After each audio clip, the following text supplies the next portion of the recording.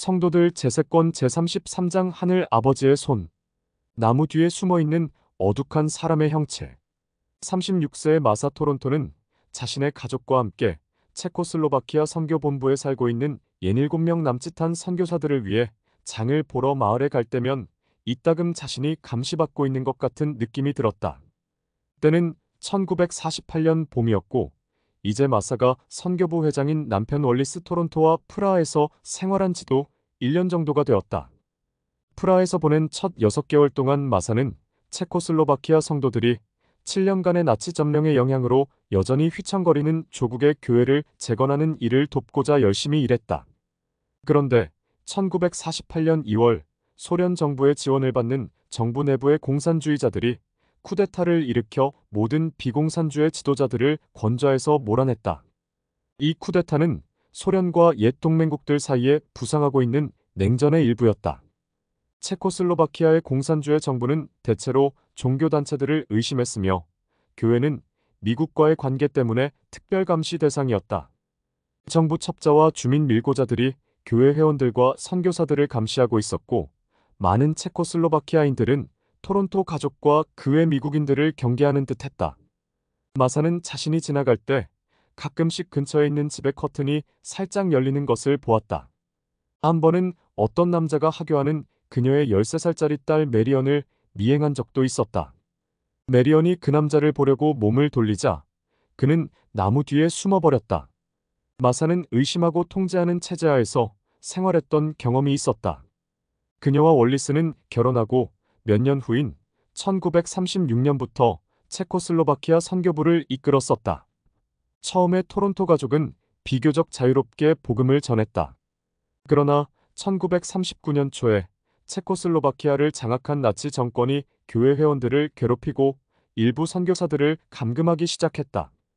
그로부터 얼마 후에 전쟁이 발발하면서 마사와 월리스, 북미 출신 선교사들은 100여 명의 체코슬로바키아 성도들을 남겨둔 채 그 나라를 떠날 수밖에 없었다. 월리스는 교회에 들어온 지 3년밖에 되지 않은 21세의 요제프 로우비책에게 선교부를 맡겼다. 요제프는 선교부 회장 대리로서 모임과 대회를 개최하고 선교부 내의 성도들에게 자주 서한을 보내고 그들의 회복력과 신앙을 강화하기 위해 할 수 있는 모든 일을 했다. 그리고 때때로 그는 선교부의 상황을 월리스에게 보고했다. 전쟁이 끝나고 얼마 지나지 않아서 제1회장단은 월리스와 마사에게 체코슬로바키아에서의 임무를 재개하라는 부름을 주었다. 전쟁으로 피폐해진 유럽에서 생활하는 것은 힘든 일이었기에 월리스는 상황이 안정되는 대로 가족을 부르겠다는 약속을 남기고 1946년 6월에 프라하로 떠났다. 이따금 마사는 아이들과 함께 유타에 남아있는 것이 더 낫지 않았을까 하는 생각을 하기도 했지만 아이들이 여러 해 동안이나 아버지를 보지 못하게 되는 것은 원하지 않았다. 1년간 떨어져 지낸 끝에 토론토 가족은 마침내 재회했다. 선교부 지도자로서 마사는 상호 부조의 활동을 지휘하고 선교사들을 돌보았으며 최근에 개종한 회원들이 매주 선교본부에 모여 상호 향상의 활동을 하는 모습을 즐거운 마음으로 보았다. 하지만 공산주의 정부가 가족과 교회를 예의주시하고 있었기에 그녀는 체코슬로바키아에서의 삶이 더 어려워질 것을 예상할 수밖에 없었다. 마사가 미국을 떠나기 전에 제1회장단의 제이르우벤 클라크 회장은 그녀를 선교 사업을 위해 성별했다. 그는 마사에게 이렇게 말했다. 자매님에게 흔치 않은 많은 문제들이 닥칠 것입니다. 클라크 회장은 마사가 그런 문제들을 다룰 힘을 갖게 될 것이라고 약속하며 그녀에게 인내심과 자애와 끈기를 축복했다. 마사는 가족과 함께 주님의 일을 하는 동안 늘 그 말을 떠올리며 힘을 얻었다. 한편 유럽의 혼란과는 거리가 먼 온두라스 텔라 근처 식물원의 한적한 구석에서 서른한 사례존 오도나리 나무 옆에 무릎을 꿇었다. 지난 6년 동안 존은 과테말라에서 고무 농장을 운영해 왔는데 사업차 이웃 나라 온두라스에 있는 이 아름다운 식물원에 올 때마다 즐겁게 정원을 감상했다.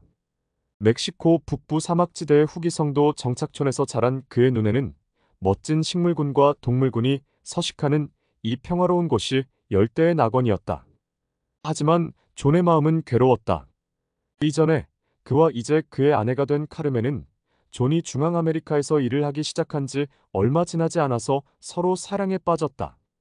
카르멘이 가톨릭 신자였기에 그들은 가톨릭교회 사제의 주례로 결혼을 했다. 당시 존은 언젠가 아내 역시 자신과 마찬가지로 회복된 복음에 대한 신앙을 갖게 될 것이라는 강한 느낌을 받았다. 과테말라에는 교회가 공식적으로 존재하지 않았지만 그는 아내와 함께 성전에서 임봉되기를 간절히 바랐고 자주 아내에게 교회 이야기를 했다. 하지만 카르멘은 종교를 바꾸는 것에 관심이 없어 보였다. 존은 그녀에게 강요하지 않으려고 무척 애를 썼다. 존은 아내에게 이렇게 말했다. 당신이 그저 나를 기쁘게 해주려는 이유에서 우리 교회에 들어오는 것은 원하지 않아요. 당신은 자신의 간증을 얻기 위해 노력해야 해요. 카르멘은 존이 교회에 대해 가르쳐 준 것 중 많은 부분이 마음에 들었지만 회복된 복음이 자신에게 맞는지에 대한 확신을 얻고 싶었다.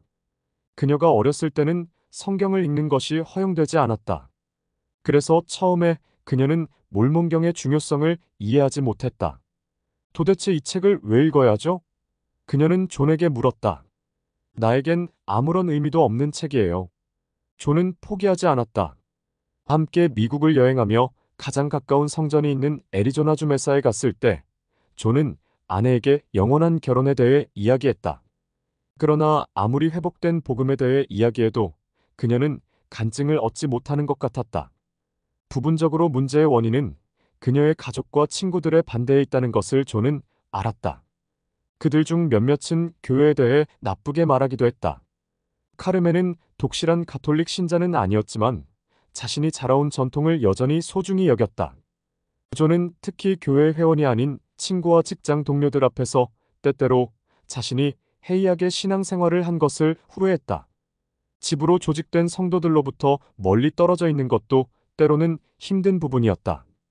그는 어린 시절 멕시코 북부 지역에서 부모와 교회 회원들의 훌륭한 모범에 둘러싸여 지낸 것에 감사했다. 1946년 말 존은 솔트레이크 시티에 있는 조지 엘버트 스미스 회장을 찾아가 과테말라에 선교사를 보내달라고 간청했다. 스미스 회장은 과테말라가 복음을 받아들일 준비가 되었다는 존의 말을 관심 있게 들었다.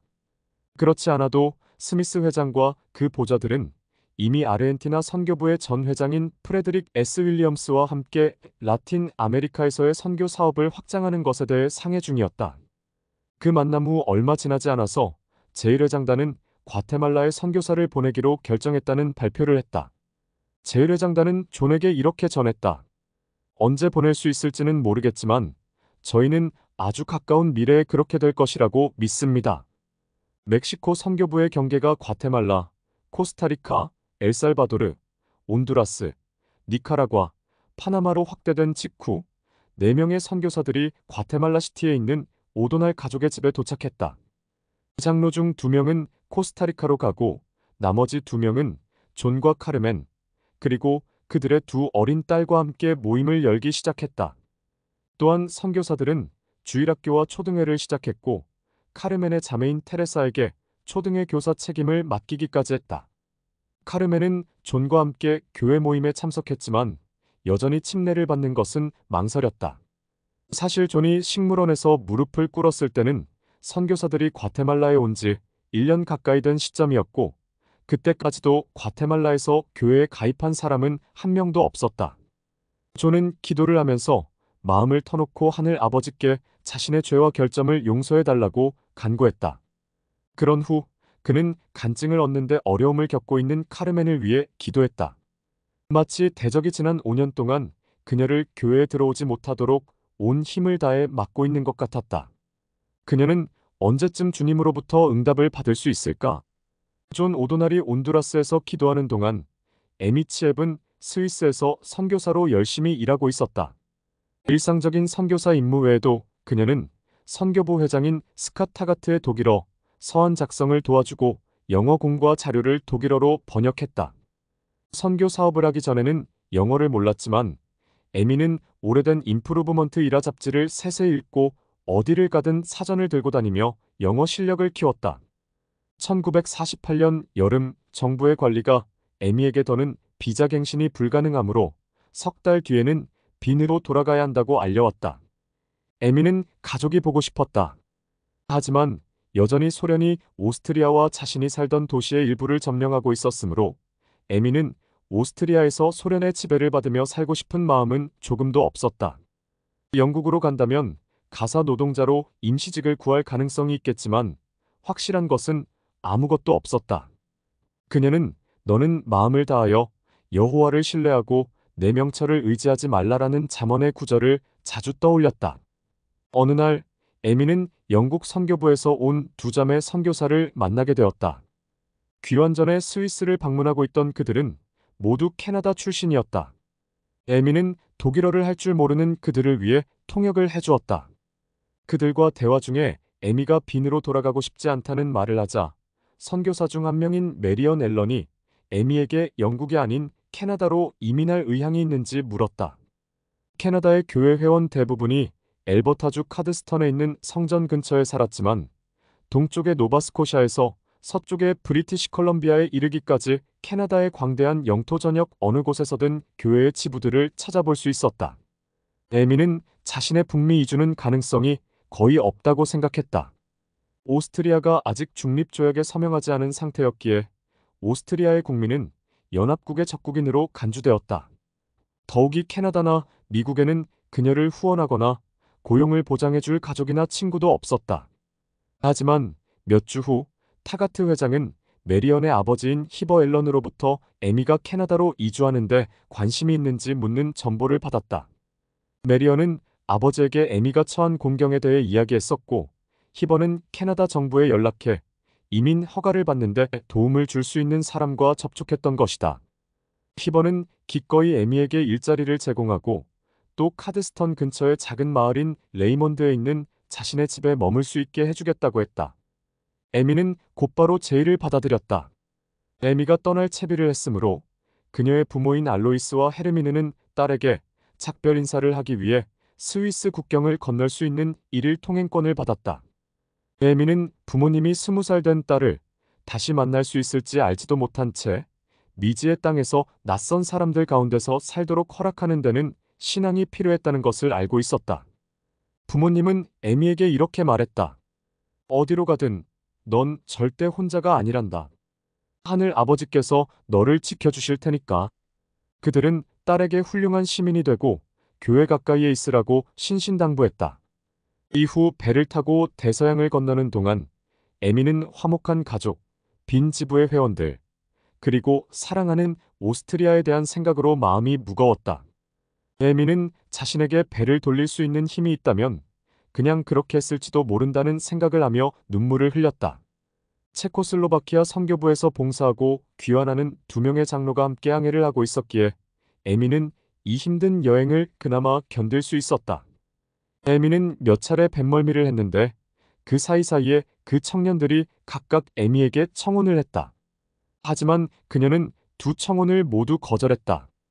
2년 동안 여자들 근처에 얼씬도 하지 않았잖아요.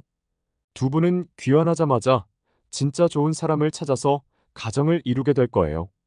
배가 노바스코샤에 도착하자 두 장로들은 즉시 입국할 수 있었지만 에미는 수십 명의 다른 이민자들과 함께 울타리가 쳐진 대기소로 안내되었다.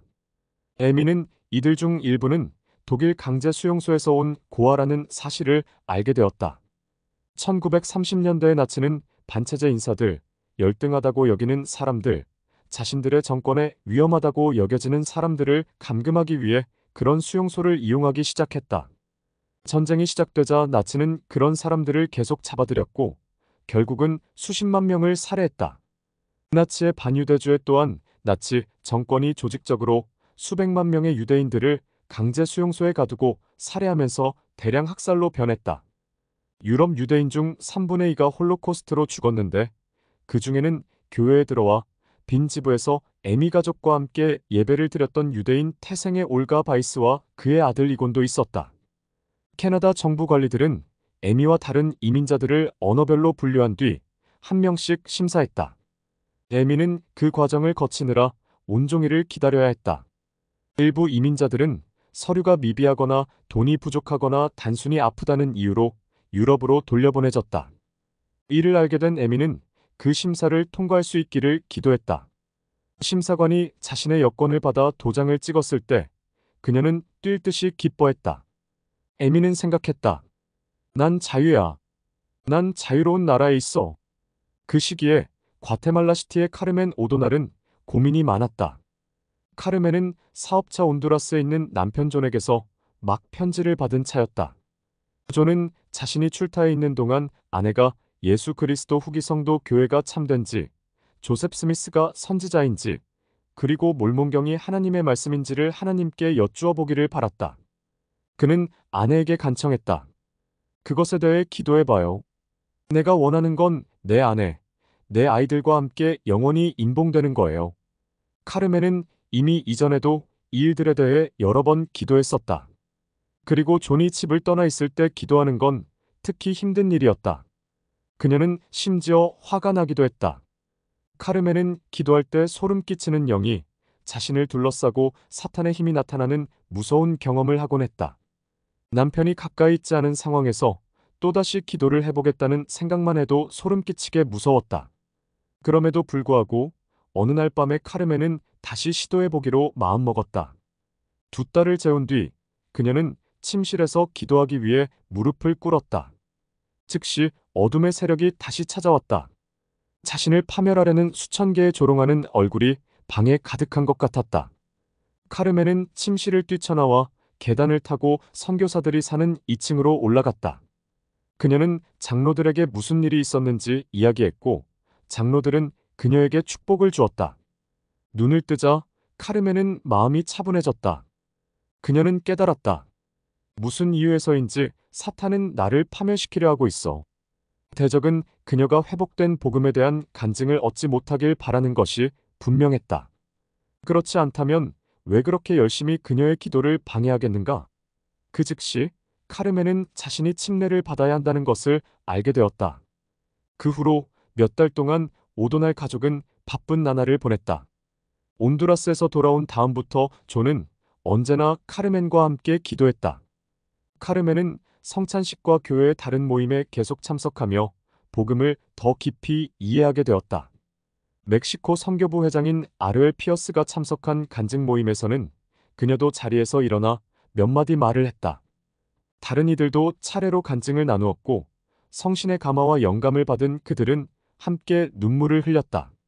1948년 11월 13일 선교사들은 카르멘과 그녀의 자매인 테레사, 그리고 또 다른 2사람인 마누엘라 카세레스와 루이스 곤잘레스 바트레스를 위한 침례식을 열었다.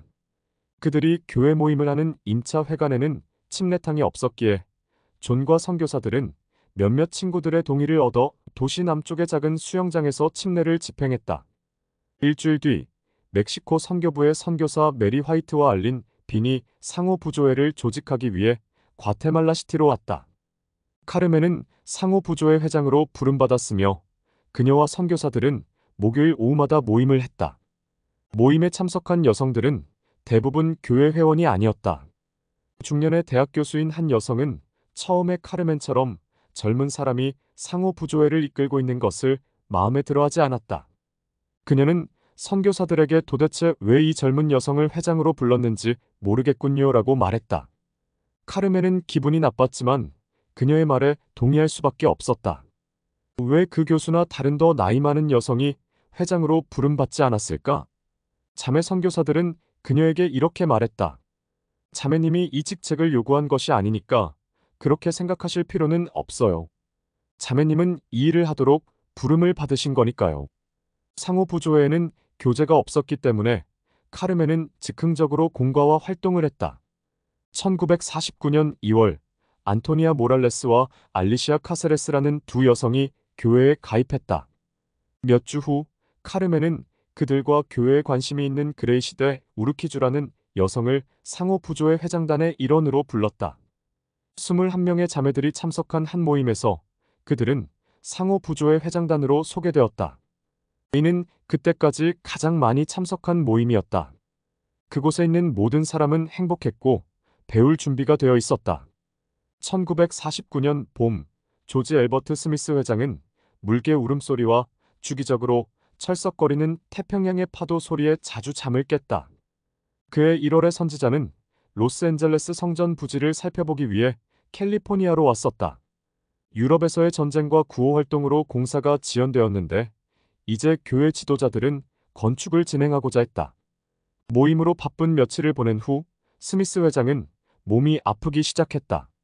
상태는 악화되었고 의사들은 그의 오른쪽 관자놀이에 혈전이 생겼다고 진단했다. 생명에는 지장이 없는 것으로 밝혀졌지만 스미스 회장은 좀처럼 기운을 되찾지 못했다.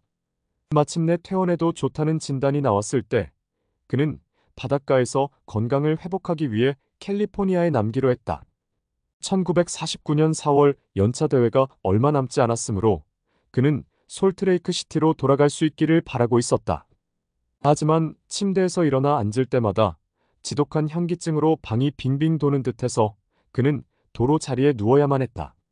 의사들은 혈전 외에는 선지자의 피로에 대한 명확한 원인을 찾지 못했다. 선지자는 일지에 다음과 같이 결론지었다. 나의 가장 큰 문제는 신경쇠약과 과로이다. 성인이 된 이후 대부분의 시간 동안 스미스 회장은 시력 저하, 소화장애, 심한 피로와 같은 건강 문제로 어려움을 겪었다. 33살의 사도로 부름을 받았을 때 그는 몸을 무리하게 쓰면 어떤 일이 일어날 수 있는지를 경험으로 알고 있었다. 하지만 때때로 그는 의무감과 일에 대한 열망으로 느긋할 수가 없었다. 사도직에 부름받고 6년 후인 1909년 그는 불안감과 우울감에 시달렸다. 기력이 소진되어 아무것도 하지 못하고 한 번에 몇 달을 침대에 누워서 지냈다. 또 그는 시력이 나빠서 한동안 그 어떤 문서도 읽지 못했다. 그는 자신이 쓸모없다고 느껴져 절망했고 죽기를 바란 적도 있었다. 그는 12사도 정원회에서 맡고 있던 자신의 정규 업무를 3년 동안 중단해야 했다. 스미스 회장은 기도, 신선한 공기, 영양가 있는 음식, 규칙적인 운동이 활력을 되찾는 데 도움이 된다는 것을 알게 되었다. 여전히 건강상의 문제들이 완전히 치유된 것은 아니었지만 사도로서 초반의 여러 해 동안 힘든 시간을 보내면서 그는 주님이 자신의 삶에 대한 계획을 갖고 계신다는 확신을 얻었다. 그는 아버지인 사도 존 헨리 스미스의 편지에서 위안을 얻었다. 그 편지에는 이런 말이 적혀 있었다. 네가 겪고 있는 쓰라린 경험은 너를 정결하게 하고 고양하기 위해 그리고 일생의 과업을 수행할 자격을 갖추게 하기 위해 계획된 것이란다. 그 이후로 스미스 회장은 사람들의 고통과 부당함, 어려움을 덜어주는데 힘을 쏟았다. 그는 처음으로 점자몰몬경 발행을 주선했으며 청각장애인을 위한 최초의 교회 지부도 조직했다. 나치에 의해 처형된 어린 독일 성도 헬무트 휴베너가 부당하게 교회에서 파문되었다는 사실을 알게 되었을 때 그와 보좌들은 그 조치를 무효화하고 현지 지도자들에게 헬무트의 회원 기록에 이 사실을 기록하도록 지시했다. 교회 회장으로서 그는 미국 원주민들에게 새로운 관심을 기울였으며 그들의 생활 환경과 교육을 개선하고자 노력했다. 그러나 선지자의 연민 어린 마음은 종종 자신의 정서적 부담을 가중시켰다. 그는 한 친구에게 이렇게 말한 적이 있었다. 평상시에도 내 신경은 튼튼한 편이 아니야. 슬픔에 빠졌거나 우울해하는 사람을 보면 쉽게 영향을 받아. 당시 의사들은 장기적인 신체적 및 정신적 질환에 무지했다. 그들은 만성 피로나 우울증 같은 상태를 설명할 때 신경쇠약과 같은 용어를 사용하곤 했다. 그럼에도 불구하고 스미스 회장은 힘과 체력이 증가한 시기를 활용하고 필요할 때는 휴식을 취하는 등 최선을 다해 건강을 관리했다. 수십 년 전에 겪었던 그런 신경쇠약을 다시는 겪지 않았지만 노령과 막중한 책임은 그에게 큰 부담이 되고 있었다. 3월 20일 선지자는 보좌들에게 자신 없이 연차 대회를 개최하도록 권하는 서한을 항공 우편으로 보냈다. 스미스 회장이 대회 기간까지 회복되기를 바랐던 제이 루벤 클라크 회장은 다음날 스미스 회장에게 전화를 걸어 이렇게 말했다. 다음 주 일요일까지 기다리면서 상태가 어떤지 보시죠. 그 다음 주에 선지자는 여러 차례 현기증이 났지만 서서히 기력이 돌아오는 것을 느꼈다. 3월 27일 의사들은 모두 그가 장거리 이동을 할 수 있을 만큼 건강하다는 소견을 내놓았다. 그는 곧 솔트레이크 시티행 기차를 탔다. 솔트레이크로 향하는 여정 동안 그는 충분히 휴식을 취했다. 대회를 시작하는 주말이 되었을 때 그는 주님께서 자신에게 힘을 축복해 주셨음을 알았다. 대회 둘째 날 스미스 회장은 성도들 앞에 섰다. 그의 마음은 사랑과 감사로 충만했다. 그는 이렇게 말했다. 제가 저 세상으로 갈 준비가 된 것 같은 적이 여러 번 있었지만 다른 해야 할 일들이 있어서 머물러 있게 되었습니다. 그런 후 그는 그 순간까지도 계획에 없었던 말을 꺼냈다. 저는 인생에서 많은 행복을 누렸습니다. 우리가 삶을 살아가는 동안 손을 내뻗을 수 있고 하늘 아버지의 손을 굳게 잡고 있음을 느낄 수 있게 우리 모두가 변화할 수 있기를 기도합니다. 프라하에서는 선교부 회장인 월리스 토론토가 체코슬로바키아 선교부로 부름받은 7명의 새로운 미국 출신 선교사들의 입국 허가 소식을 기다리고 있었다. 전년도에 체코슬로바키아의 선교사 수는 39명으로 증가했는데 미국인 단체로는 그 나라에서 미국 대사관 직원들 다음으로 많은 수였다. 하지만 그 선교사 중 10명은 이제 귀환할 예정이었고 선교부가 기존의 추진력을 유지하기 위해서는 그들을 대신할 선교사들이 필요했다. 1949년 2월 한 무리의 새로운 선교사들이 유럽에 도착했다. 체코슬로바키아 정부가 곧바로 비자를 발급해주지 않았기 때문에 장로들은 바젤에 있는 스위스-오스트리아 선교 본부에서 기다렸다. 그동안 월리스는 정부 고위 관료에게 선교사들이 입국할 수 있게 해달라고 청원했다. 몇 주 동안 결정을 기다린 끝에 월리스는 자신의 요청이 거절되었음을 알게 되었다. 공식 답변에는 당분간은 더 이상 미국 시민이 영주권 취득 목적으로 체코슬로바키아에 입국할 수 없다라고 적혀 있었다. 그 선교사들은 곧 스위스-오스트리아 선교부로 재배치되었다. 교회 사업에 대한 공산주의 정부의 방해가 점점 더 커져가고 있던 그 시기에 월리스는 일손이 부족하게 되었다. 이제 체코슬로바키아 정권은 모든 공과나 설교를 6주 전에 미리 승인받도록 요구하고 있었다. 공산당 관리들은 종종 성도들이 승인되지 않은 말씀을 하는지 감시하기 위해 교회 모임에까지 참석했다. 정부는 선교부 잡지인 새로운 음성노비 HLAS의 발행 허가를 취소했으며 성도들이 계속 교회에 다닐 경우 그들의 물품 배급량을 줄이거나 직장에서 해고될 것이라고 위협했다. 일부 회원들은 동료 교회 회원들을 염탐해야 한다는 압박감을 느꼈다. 곤혹스러워진 성도들은 월리스에게 와서 조언을 구했다. 그는 회원들에게 위험을 자초할 수 있는 일을 반드시 해야 한다고 느끼지 말라고 말했다. 정부 요원들이 교회 모임에 대해 보고하도록 압력을 가한다면 그들은 신문자들이 만족할 정도의 정보만 제공하면 된다고 말했다. 이러한 모든 어려움에도 불구하고 여전히 복음 메시지를 듣고 싶어하는 체코슬로바키아인들도 있었다. 공개 모임을 제안하는 대신 월리스는 전국의 마을에서 수십 개의 강연을 개최함으로써 선교부의 영향력 범위를 넓혀갔다. 그 모임은 큰 인기를 얻었고 그 결과 가끔씩 많은 몰몬경이 판매되기도 했다. 어느 날 저녁에는 풀젠시에 거의 900명의 사람들이 강연을 들으러 왔다. 하지만 이러한 성공은 정부의 추가 조사를 야기했다. 프라하를 포함한 일부 지역의 정부 관리들은 강연의 승인 요청을 거부했다. 풀젠에 강연이 있고 얼마 지나지 않아서 정부는 4명의 미국인 선교사가 국가의 공공평화와 질서, 안보에 위협이 된다고 주장하며 그들의 체류 허가증 갱신을 거부했다. 월리스는 다시 한번 정부 관리들에게 청원하며 선교사들이 대중을 위험에 빠뜨릴 만한 어떤 일도 하지 않았음을 주장했다. 그는 성도들이 체코슬로바키아 정부의 적이 아님을 증명하기 위해 대절한 뉴스에 체코슬로바키아에 대한 긍정적인 기사도 몇 개 실었다. 그는 또한 전쟁 후에 교회가 전국적으로 식량과 의복을 나누어 준 것을 언급하며 선교사들이 체코 경제에 기여하고 있다는 사실을 강조했다. 하지만 그 어떤 것도 소용이 없었다. 정부는 그 4명의 선교사에게 1949년 5월 15일까지 체코슬로바키아를 떠나라고 명령했다. 월리스는 체코슬로바키아의 모든 종교 활동이 곧 국가의 엄격한 통제 아래 놓이게 되지는 않을지 두렵다는 내용을 선교부 보고서에 적었다. 하지만 그는 포기하지 않았다. 그는 이렇게 적었다. 미래의 정치적 형세가 어떠하든지 간에 주님께서 이 땅에서 이루어지는 당신의 일을 계속 축복해 주시기를 소망하고 기도합니다.